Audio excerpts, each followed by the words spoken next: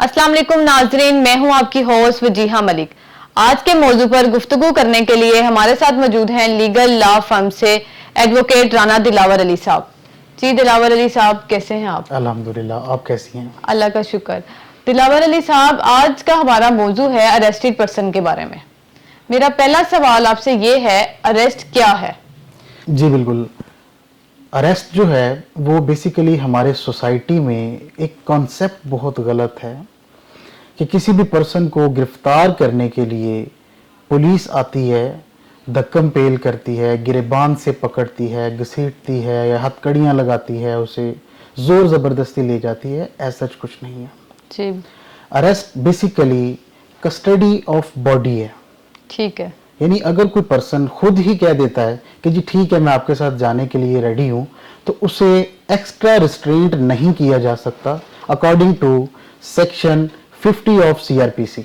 ठीक है। किसी भी पर्सन की बॉडी की कस्टडी कोई पुलिस ऑफिसर जो है वो गेन कर सकता है, ठीक है। या कोई सिविलियन या मैजिस्ट्रेट जो है, इलाका मैजिस्ट्रेट अगर मौके पे मौजूद है तो वो खुद भी किसी को अरेस्ट कर सकता है, या वो किसी सिविलियन की ड्यूटी लगा सकता है कि जी आप इसे अरेस्ट करें। नॉन कॉग्निजेबल ऑफेंसेस की सूरत में अगर किसी पुलिस ऑफिसर ने अरेस्ट करना है तो उस सूरत में अरेस्ट वारंट जो है वो इलाका मैजिस्ट्रेट से गेन करना बहुत जरूरी है। अच्छा, तो ये बताएं अरेस्टेड पर्सन के राइट्स क्या हैं?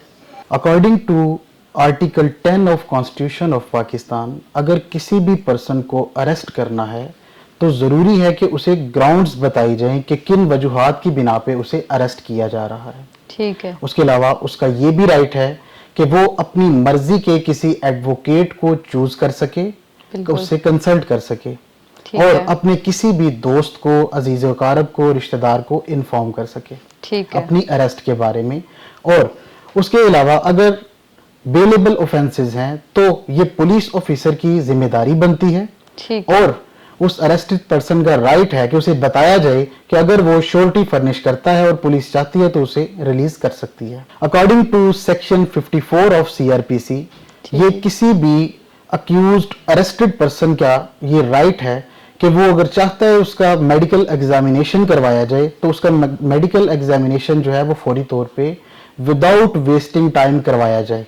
ठीक है। ताकि हो सकता है अगर वो किसी ऐसे केस में, किसी ऐसे मामले में अक्यूज्ड है जिसका डायरेक्ट मेडिकल से कंसर्न है, जैसा कि कोई एलिगेशन है वो ड्रग एडिक्टेड है या अडल्ट्री से रिलेटेड कोई केस है, तो मेडिकल एग्जामिनेशन में वो इनोसेंट प्रूफ हो सकता है अगर वो इनोसेंट है तो उस सूरत में। इसके अलावा वो कोई और किसी किस्म का एविडेंस केस से रिलेटेड पेश करना चाहे, प्रोड्यूस करना चाहे तो वो कर सकता है। According to section 52 of CrPC, अगर कोई फीमेल अरेस्टेड है और उसकी तलाशी लेना मतलूब है तो इस सूरत में सिर्फ और सिर्फ फीमेल पुलिस ऑफिसर जो है वो उसकी तलाशी ले सकती है, वो भी विद डिसेंसी, इखलाकियात को मलहूज़े खातर रखते हुए। अदरवाइज किसी किस्म का कोई मेल पुलिस ऑफिसर उसकी तलाशी नहीं ले सकता। अच्छा, तो ये बताएं पुलिस अरेस्टेड पर्सन को कब तक डिटेन कर सकती है? जी बिल्कुल, कोई भी अरेस्टेड पर्सन 24 आवर्स से ज्यादा विदाउट जुडिशियल सिक्योरिटी नहीं रखा जा सकता। ठीक है। अगर उसे 24 आवर्स से ज्यादा डिटेन रखेंगे तो वो इलीगल डिटेंशन होगी। उस सूरत में पुलिस के अगेंस्ट जो है वो एफआईआर बाकायदा दर्ज हो सकती है। लेकिन इन 24 आवर्स में जो ट्रेवलिंग टाइम है, आपका जर्नी का टाइम, वो काउंट नहीं होगा। उसके बाद जैसे ही वो अक्यूज्ड पर्सन को कोर्ट में पेश करते हैं, in case of bailable offences as a matter of right, ये पर्सन का राइट है कि उसे बेल ग्रांट की जाए कोर्ट की तरफ से।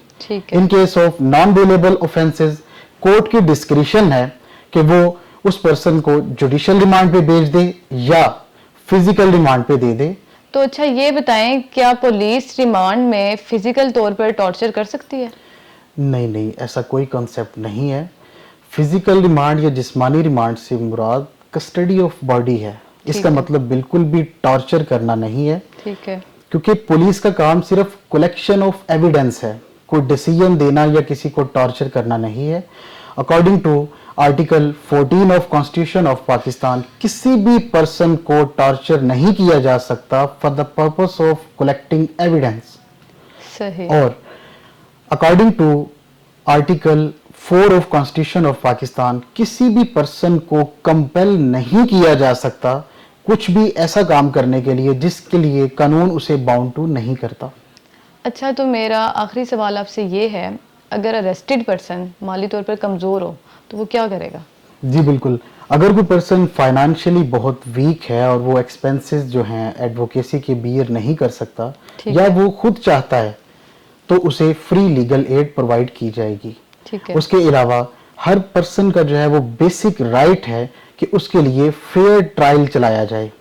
ये नेचुरल जस्टिस रूल है कि आडी अल्ट्रम पार्टम no one should be condemned unheard, यानी किसी भी एक पार्टी को सुन के दूसरी पार्टी को सुने बगैर जो है वो कोई फैसला नहीं किया जाना चाहिए।